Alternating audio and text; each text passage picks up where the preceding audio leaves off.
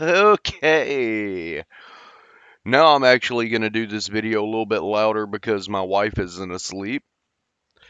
This is actually going to be the first actual tale with, just a little fireside chat with Uncle Satan.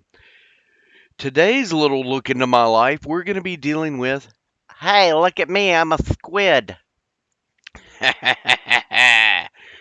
Sit back, grab a tasty beverage, your choice of smoke, and let's dive in.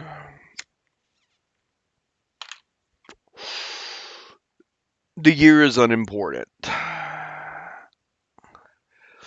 but it's Mardi Gras, New Orleans, Louisiana, NOLA, Nowlands, the Big Easy, whatever you really want to call it.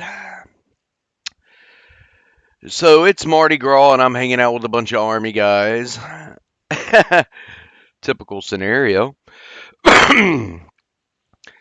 And we're all hanging out doing the Mardi Gras thing, and we're doing it right. We went out and went to a little party shop and bought a whole bunch of beads. And what were these beads for, you may ask? Quite simply, it's currency in Mardi Gras. Now you see there's a bunch of lovely young ladies out there that and I mean young ladies, not, kids, but there's a lot of little co-eds out there when, you're in college and being stupid, or in the US military and being way more stupid. You have a business exchange, and it is such. The young ladies want the beads. We want the boobies. So you got to give up some boobies to get the beads. We were ahead of our time. We were entrepreneurs in the poon industry. Show me your rack. Let me see your tatas. You'll get some beads. Yes, we're all going to hell because I'm the devil. But yeah, we're all going to hell. We're exploiters. Exploitation Inc. But that's Mardi Gras. That's what goes on. People, throwing beads from the floats and all that. All, whether it be from some dude on a float or the Raj himself or herself. A lot of it is like, throw me some beads, show me your tits. So we're out there doing our thing at my cousin's flat, and we're throwing beads and all that, and we're about 2 or 3 drinks ahead of planet Earth at this point. And all of a sudden, it became abundantly fucking clear that we're bored. We're almost out of beads, and pretty much it's the same set of people and the same set of boobs. So, we got to liven things up. What are we going to do? And being a young, strapping lad with the body of an Adonis and the IQ of a microbe, I decide I am a squid. So I proceed to find my tentacles. I searched the flat, and why my cousin had surgical gloves in the flat, I have no idea. But it was amazing that, considering the size of my head, probably as big as my ego, as Minky Mink says at this point, because I'm a saucy little shit sometimes.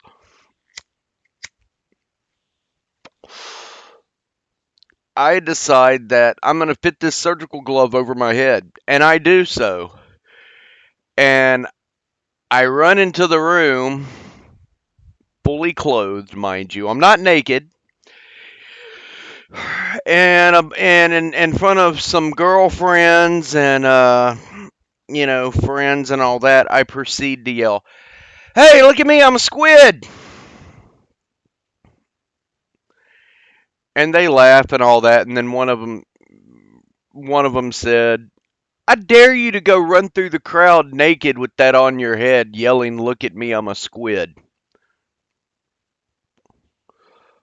Well, there's one little secret about the Satan that you should know, and I'm probably going to pay dearly for fucking parting with this secret, but don't dare the devil to do something. Don't do it. It's bad news. So I was allowed footwear because this is New Orleans. You don't want to step on cracked pipes and needles. So I mean, they were thinking of my well-being. So of course I stripped down in front of everybody, and all I'm wearing are shoes, a smile, and a surgical glove on my head. Make my way to the first door of the flat, open up the door, and we had a perfect strategy. Now mind you, we are special forces, we are strong, we are battle hardened and battle ready, so we have a plan. And it's gonna work. So the plan is exit flat door, run all the way down to one end of the street, yelling, "Look at me, I'm a squid." Cross the street, to the opposite side, and do the same thing. Cross the street, then come back and run back into the flat. But as all of you out there know, no battle plan survives first contact with the enemy. So the door opens, and it's February, and I'm naked, and it's chilly outside. To say mushroom in a fur patch is an understatement. But anyway, moving on. I start running down the street. "Hey, look at me, I'm a squid!" And I'm naked as a jaybird, as we say.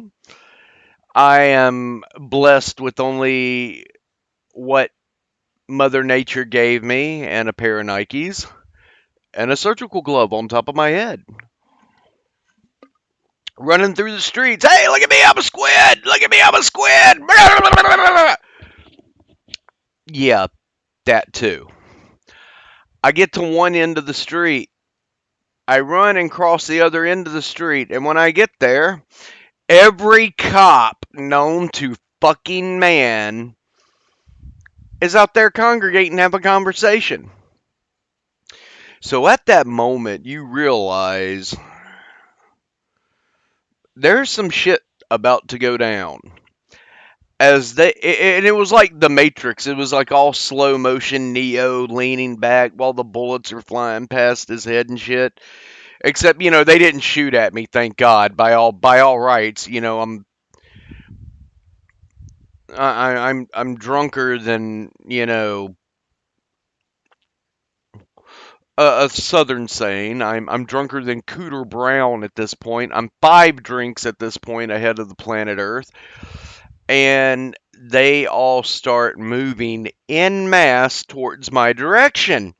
Now, I'm sure they probably just realized that I am the devil, I'm famous, and they wanted to take a picture. But then again, maybe not. So I did what anybody that is responsible for their own actions, that is honorable and owns up to their mistakes and takes responsibility does. I hauled fucking ass. And I shoot down that street, and I've got every cop known to existence on my trail. "Stop! You're under arrest. Stop!" And at this point, like I said, we still have a battle plan.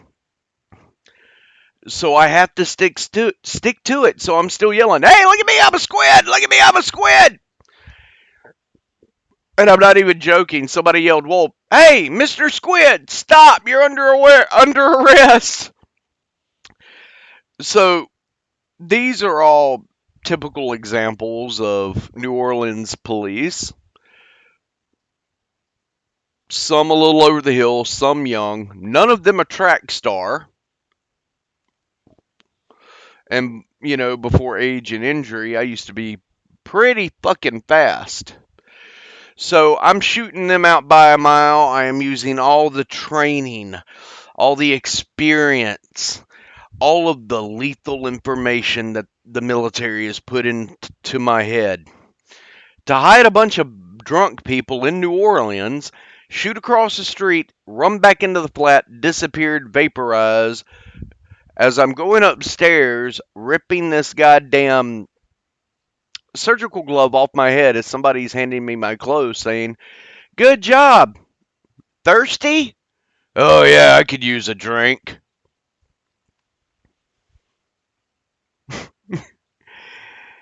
Needless to say, let this be a lesson, folks. Don't drink with Satan in New Orleans during Mardi Gras, or you may end up naked with a surgical glove on your head. This has been a fireside chat with Uncle Satan. See you in hell, dearies.